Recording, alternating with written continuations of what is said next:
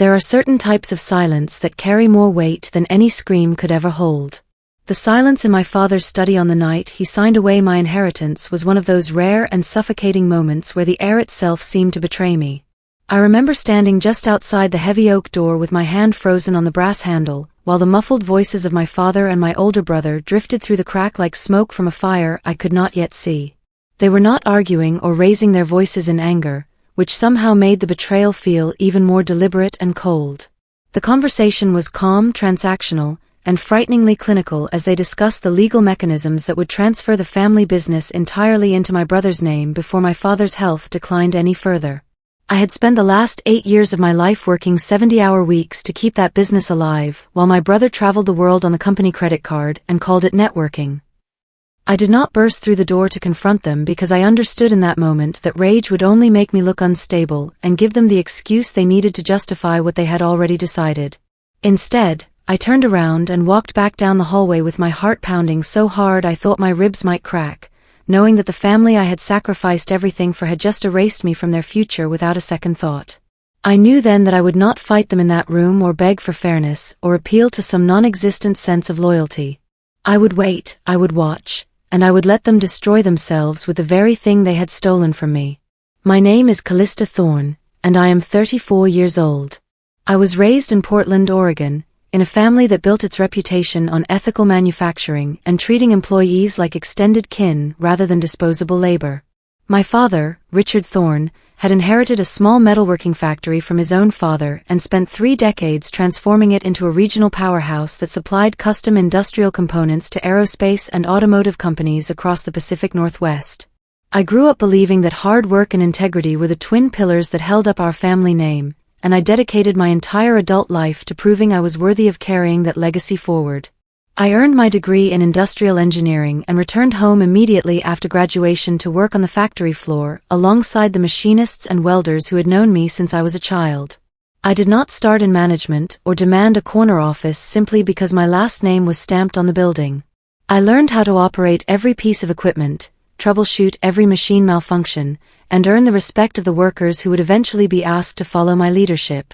By the time I turned 28, I had been promoted to operations director because I had proven through sheer competence that I could streamline production workflows and reduce waste without sacrificing the quality standards my grandfather had established. My older brother, Declan Thorne, took a very different approach to the family business and to life in general. Declan was 38 years old and possessed the kind of effortless charisma that made people overlook his complete lack of substance or follow-through.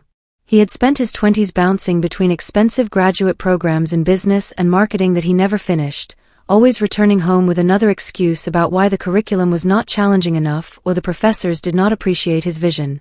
My father indulged these failures with a patience I never understood, always writing another check to fund another failed venture while I worked double shifts to cover the gaps Declan left in the production schedule. Declan eventually settled into the role of Chief Brand Officer, a position my father created specifically for him that involved attending trade shows, schmoozing with potential clients, and posting inspirational quotes on the company's social media accounts. He was good at performing the role of the visionary leader in public settings, but behind closed doors he had no understanding of profit margins, supply chain logistics, or the actual mechanics of running a manufacturing operation. The first crack in my relationship with my father appeared about 2 years before the night I overheard that conversation in his study. I had just finished presenting a comprehensive proposal to modernize our production line with automated CNC systems that would reduce labor costs and increase precision in our most demanding contracts. The investment was significant, but I had run the numbers dozens of times and the return on investment was undeniable within 18 months. I stood at the head of the conference table in front of the senior management team with detailed spreadsheets and projected timelines, and I watched my father nod thoughtfully as I explained how this upgrade would position us to compete with larger firms bidding on the same government contracts. Declan had been sitting in the corner of the room scrolling through his phone for most of my presentation, but he suddenly looked up when I mentioned the word automation, and interrupted me mid-sentence. He stood up with a practiced expression of concern that he must have learned from watching TED Talks and told the room that my proposal lacked heart, and that replacing skilled workers with machines would destroy the family culture that made Thorne Industries special. It was a manipulative argument designed to appeal to my father's sentimental attachment to the old way of doing things, and it worked perfectly. My father looked at me with disappointment and said that we would table the discussion until we could find a solution that honored both efficiency and tradition, which was his polite way of killing the project entirely. I watched Declan smirk as he sat back down, and I realized that he saw me not as a sister or a partner but as a threat to his eventual inheritance. That was the moment I understood that competence and loyalty would never be enough to secure my place in this family, because I was competing against favoritism and nostalgia. The situation deteriorated rapidly over the following 18 months as my father's health began to decline in ways that were impossible to ignore. He had been diagnosed with early-stage Parkinson's disease, and the tremors in his hands made it difficult for him to sign documents or even hold a coffee cup without assistance. The medication helped manage the symptoms, but everyone knew that his ability to lead the company was on borrowed time. I assumed that this would finally be the moment when my years of dedication would be recognized and I would be named his successor, but I failed to account for the influence of my stepmother, Vivian Thorne. Vivian had married my father 10 years ago, shortly after my mother passed away from cancer, and she had spent the entire decade positioning herself as the emotional center of the family. She was 15 years younger than my father and had never worked a day in the manufacturing industry, but she had an uncanny ability to manipulate family dynamics through carefully timed tears and passive-aggressive comments about loyalty. Vivian adored Declan because he made her feel included in his glamorous world of networking events and luxury brand partnerships, while I reminded her of my late mother's pragmatic values that threatened her spending habits. She began whispering in my father's ear during his weakest moments, suggesting that I was too cold and calculating to lead a company that valued relationships over profit. She told him that Declan had the people skills necessary to inspire the workforce and maintain client relationships, while I would turn the business into a soulless machine. My father was too tired and too medicated to see through the manipulation, and he began to believe that Declan's superficial charm was somehow more valuable than my operational expertise. The night I overheard the conversation in the study was a Friday evening in late October, when the Portland rain was hammering against the windows of the family estate. I had driven to the house after work to drop off some contracts that required my father's signature before the start of the next fiscal quarter. I let myself in through the side entrance as I always did and heard voices coming from the study at the end of the hallway. I walked toward the door intending to knock and deliver the documents, but something in the tone of the conversation made me pause just outside the threshold. I heard my father's voice, slower and more labored than usual, explaining to Declan that the attorneys had finalized the paperwork to transfer 85% of the company shares into Declan's name immediately upon his death. The remaining 15% would be split between me and a charitable trust, which was essentially a symbolic gesture designed to avoid the appearance of complete disinheritance. I heard Declan laugh softly and thank my father for trusting him with a family legacy, and then I heard him ask whether I had been informed of this decision yet. My father paused for a long moment before responding that he planned to tell me after the documents were signed and filed, because he did not want me to try to argue or change his mind.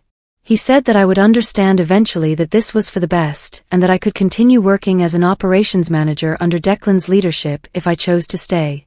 The casual dismissal of my entire career was delivered with the same tone someone might use to discuss reassigning a parking space.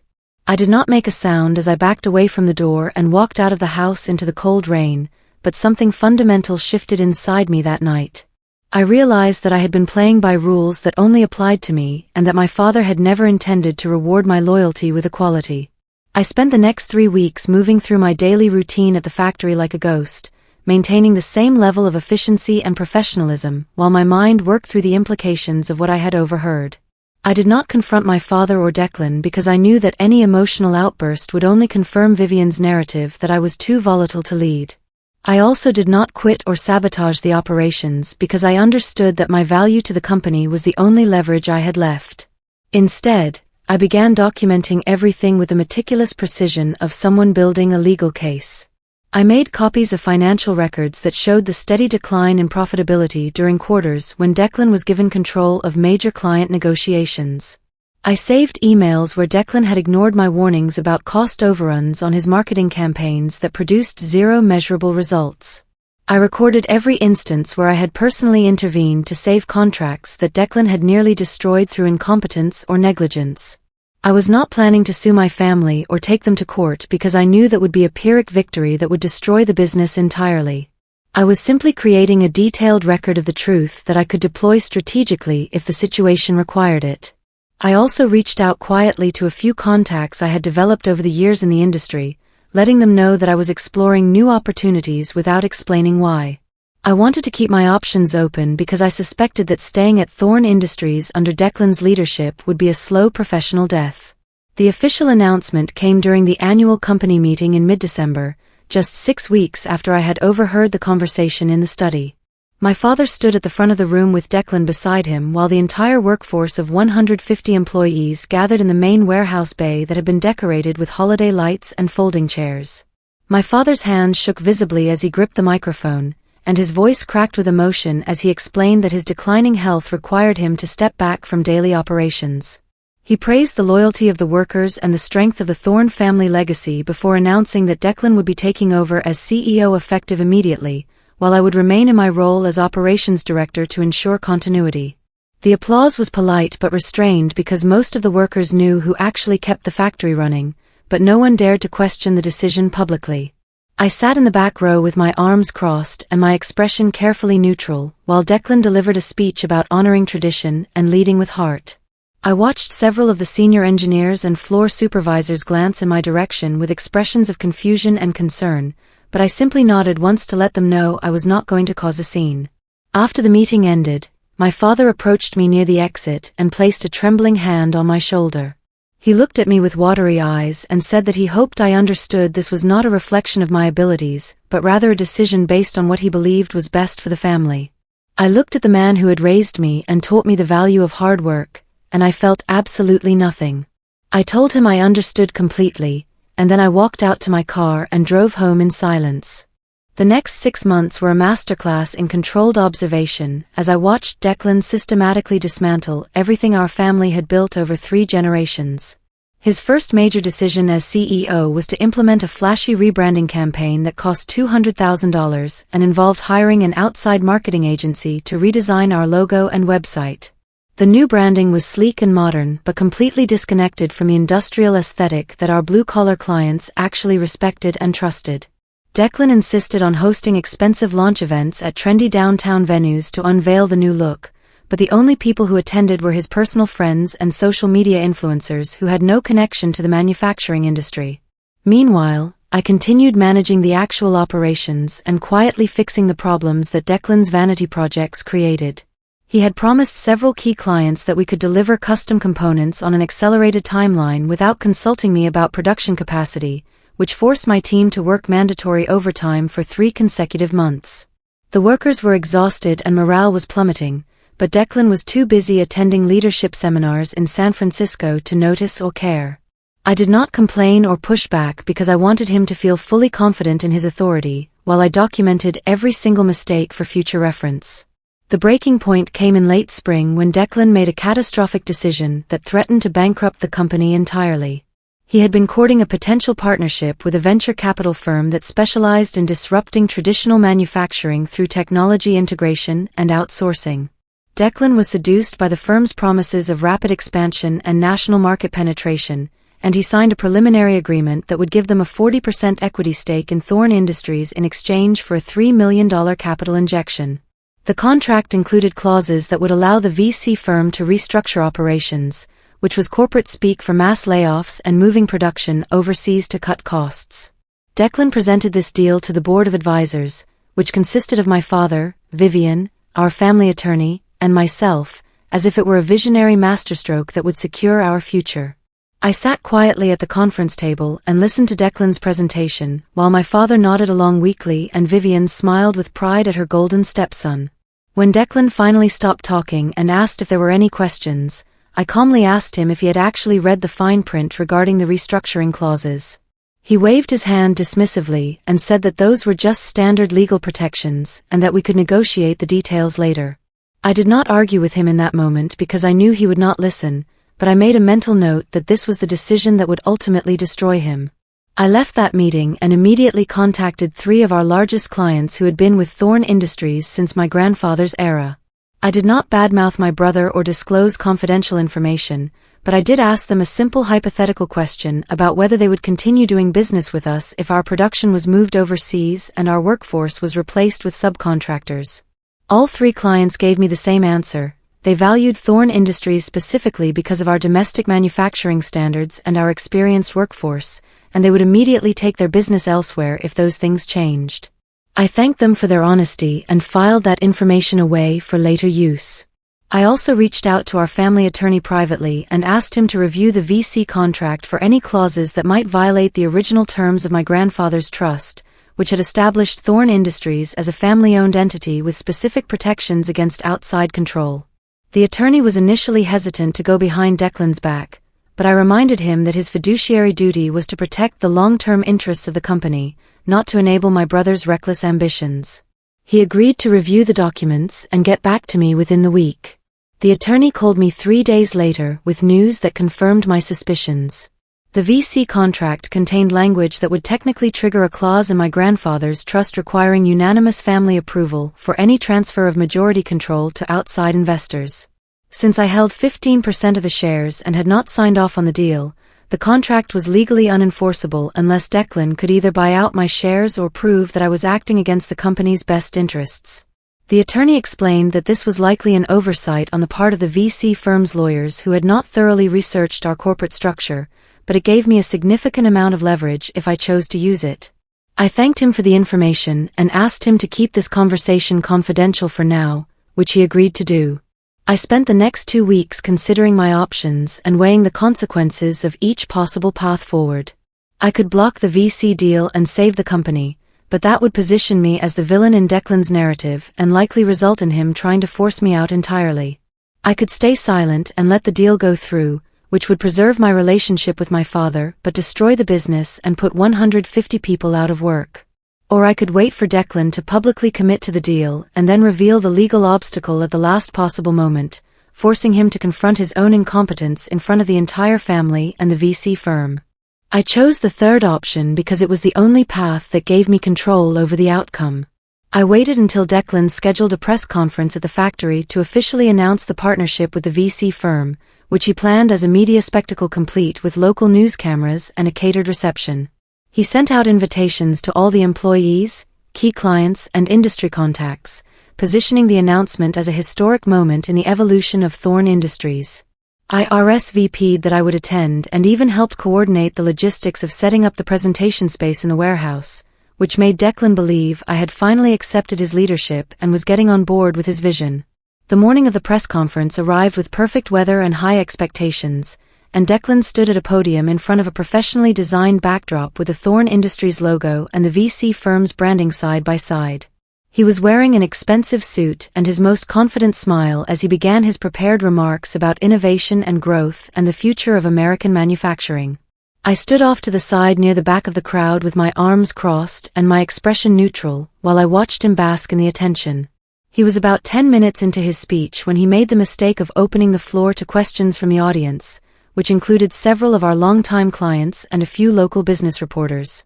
One of the reporters asked a straightforward question about whether the partnership would result in any changes to the domestic workforce or production standards. Declan gave a rehearsed answer about maintaining our core values while exploring new efficiencies, which was a vague non-answer that satisfied no one. I waited until the reporter sat down, and then I raised my hand from the back of the room. Declan saw me and smiled, probably assuming I was going to offer some supportive comment about operational continuity. Instead, I asked him in a calm and clear voice whether he had obtained the required unanimous family approval for the transfer of majority control as stipulated in the original trust documents. The room went completely silent as everyone turned to look at Declan, whose smile faltered for just a moment before he recovered and said that all legal requirements had been met. I nodded slowly and then asked the family attorney, who was standing near the front, to confirm whether my 15% shareholding required my signature for the deal to be valid. The attorney looked extremely uncomfortable as he cleared his throat and admitted that yes, unanimous family approval was technically required for this type of transaction.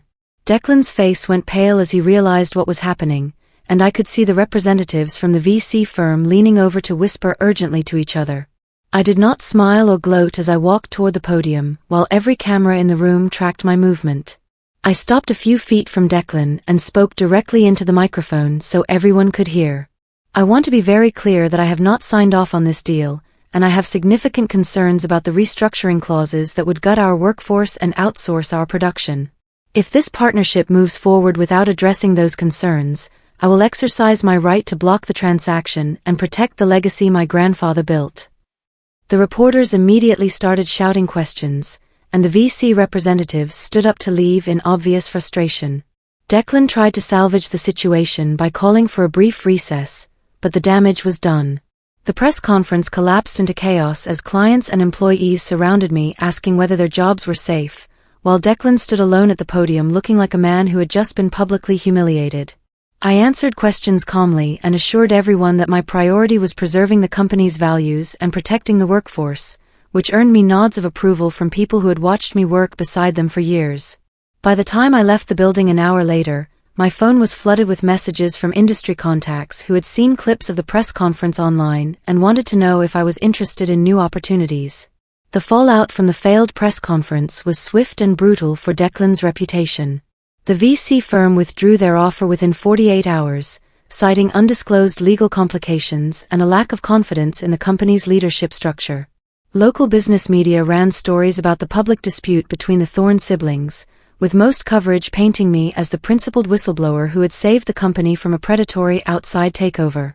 Declan tried to spin the narrative by claiming that I had sabotaged the deal out of jealousy, but no one believed him because the facts were too clear. My father called me to his house 3 days after the press conference and asked me to explain what had happened in his study.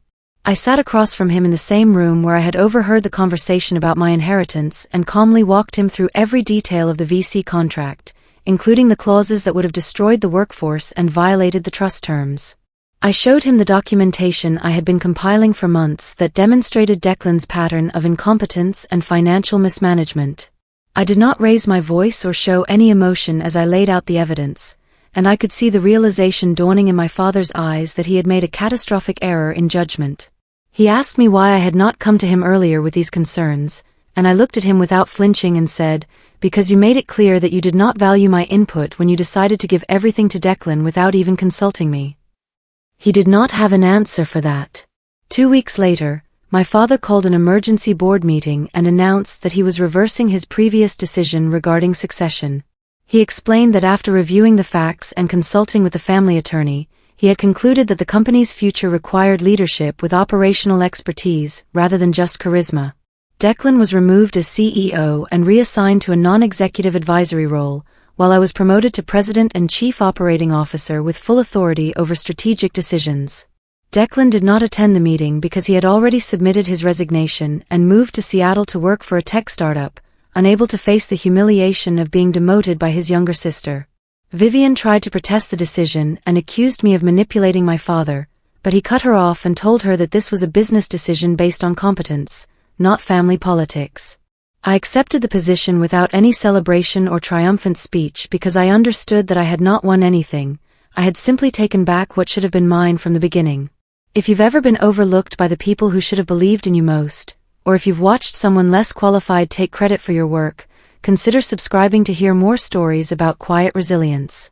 Over the next 18 months, I worked systematically to repair the damage Declan had caused and stabilize the company's financial position.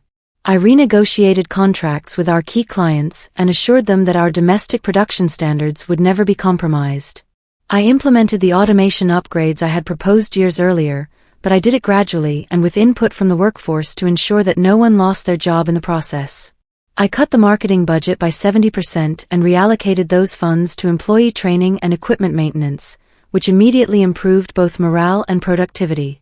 The company returned to profitability within 9 months, and I received calls from industry associations asking me to speak at conferences about ethical leadership in manufacturing. My father's health continued to decline, and he eventually moved into a care facility where he could receive around-the-clock medical supervision. I visited him once a month and we had polite conversations about the business, but the warmth that had once existed between us was gone. He never explicitly apologized for attempting to disinherit me, but he did tell me during one visit that he was proud of what I had accomplished. I thanked him and changed the subject because I no longer needed his approval to validate my worth. Declan's life took a very different trajectory after he left Portland. The tech startup he joined went bankrupt within a year, and he burned through the small severance package my father had given him trying to maintain the lifestyle he had always felt entitled to. He attempted to start his own consulting firm advising manufacturing companies on brand strategy, but no one would hire him because the industry had seen what happened at Thorn Industries. He eventually moved back to Portland and reached out to me asking if there was any possibility of returning to the company in some capacity. I met him for coffee at a neutral location and listened to his pitch about how he had learned from his mistakes and matured as a professional. I did not interrupt or argue with him as he spoke, and when he finished I simply said, "I appreciate you reaching out, but I don't think that's going to work for us." He asked me why I was being so cold and reminded me that we were still siblings. I looked at him across the table and said, "You stopped being my brother the night you convinced our father to erase me from the family legacy. I don't hate you, Declan, but I also don't owe you anything." I stood up and left the coffee shop, and we have not spoken since. Vivian remained in the family estate for another year after my father moved to the care facility, but she eventually had to sell the property because the trust that funded her lifestyle was contingent on my father's active involvement in the company. She moved into a modest condo in the suburbs and tried to maintain her social standing, but without access to the family money, her circle of friends disappeared quickly. She sent me a letter once asking if I would consider providing her with a monthly stipend out of respect for the years she spent supporting my father, and I responded with a polite note explaining that the trust was structured to support business operations and employee pensions, not personal expenses for former family members. I never heard from her again. Grandma Lorraine's situation in this story never occurred because my mother's family had passed years before, but if there had been a manipulative elder relative involved, they would have faced the same fate as Vivian, isolated and forgotten once their leverage evaporated.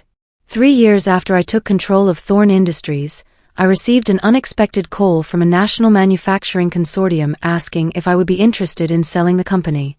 They had been impressed by the turnaround I had managed and believed that our operational efficiency and reputation for quality would be a valuable addition to their portfolio. The offer was generous enough to make me seriously consider walking away entirely and starting something new, but I thought about my grandfather and the workers who had trusted me to protect what he built. I turned down the offer and instead proposed a partnership structure where Thorn Industries would remain independently operated but could access the consortium's resources for expansion. The deal was finalized 6 months later, and it positioned the company for long-term sustainability without sacrificing our core values. I promoted several of the floor supervisors who had supported me during the difficult transition, and I established a profit-sharing program that rewarded employees for the loyalty they had shown during the chaos. I still work at the factory most days, though now I spend more time in strategic planning meetings than on the production floor.